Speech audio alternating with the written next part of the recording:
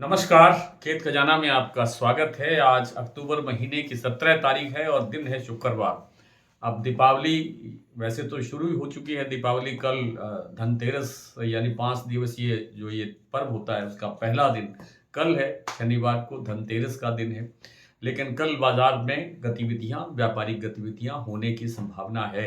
उसके बाद रविवार को फिर बाजार बंद रहेगा और फिर दिवाली के ऊपर तो बंद रहना ही रहना है। और भरतपुर मंडी ने अनाउंस कर दिया है कि 20 तारीख से लेकर के और 23 तारीख तक वहां कामकाज नहीं होगा। इसी तरह से अन्य मंडियों के अंदर भी इन 3-4 दिनों के अंदर यानी सोमवार से लेकर के गुरुवार तक लगभग मंडियों में अवकाश रहने वाला है। और आज जो बाजार की स्थिति है सरसों के बाजार की, वो जो कल जो तेजी का एक मोमेंटम बना था उसमें आज थोड़ा सा और आगे बाजार बढ़ा है, थोड़ी स्थितियां सुधरी हैं।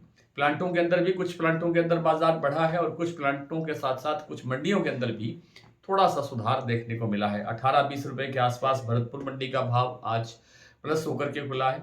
और इसके बाद जो आपके प्लांट है बीपी आगरा और शारदा, इनके अंदर भी 50 रुपए से लेकर के 100 रुपए तक का बाजार बढ़ते हुए देखा गया है। अडानी के प्लांट में भी 50 रुपए तक बाजार बढ़ा है और इसी तरह अन्य प्लांटों का अभी मैं विस्तार से आपके सामने सभी रख देता हूं।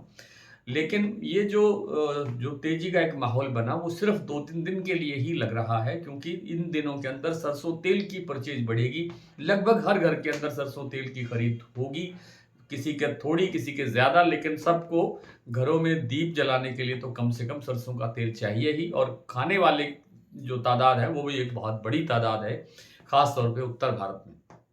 तो सरसों के तेल की डिमांड बढ़ने से प्लांटों ने सरसों का तेल बनाने के लिए सरसों की परचेज शुरू की है। इसी तरह से इसीलिए ये जो मंडियों में और प्लांटों के अंदर बाजार थोड़ा बढ़ करके आया है। कुछ लोगों ने कहा कि ये सरसों में तेजी आई है। मैं ये कह रहा हूं कि सरसों में तेजी नहीं आई है, सरसों ने अपने आप को रिकवर किया है। आप जानते हैं कि पिछले सोमवार को 7,000 रुपए के आसपास से बाजार टूटा था गोयल कोटा का और 6850 रुपये रह गया था। उसके बाद अगले दिन फिर 100 रुपये टूटा और कल आप देख रहे हैं कल बाजार ने 200 रुपये का रिकवर किया, यानी 7,000 का लेवल फिर से बना दिया। तो ये तो बाजार रिकवर ही हुआ, तेजी तो नहीं हुई। इसी तरह से जो आपका भरतपुर मंडी का भाव है वो कल 6,900 के आसपास पहुंच गया और आज भी थोड़ा सा बाजार प्लस हुआ है। तो कुल मिलाकर के बाजार रिकवर आप कह सकते हैं। इसके अंदर तेजी की कोई अभी तक ऐसी कोई चीज देखने को नहीं मिली कि बाजार में तेजी आ गई है।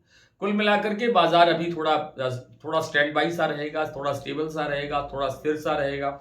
एक आध दिन में यानी कल में बाजार थोड़ा बहुत और प्लस हो सकता है। उसके बाद में फिर बाजार में फिर आगे दीपावली के बाद में फिर बाजार में एक दबाव बनने की संभावना बनती देखी जाएगी।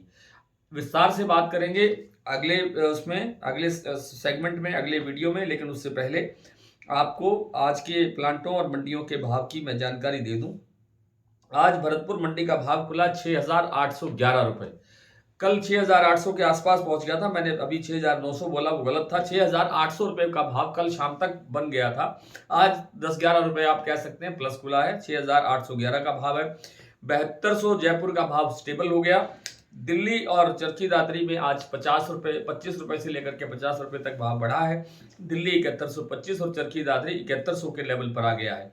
अलवर 6,900, बरवाला 6550, मोरेना मंडी 6850, ग्वालियर 6800 रुपए, खैरथल 6,775 से 6,800 रुपए, टोंक 6,730, निवई मंडी 6,750, सिवानी मंडी 6,550, नड़बई 6,811, खेरली मंडी 6,900, सुमेरपुर 7,060।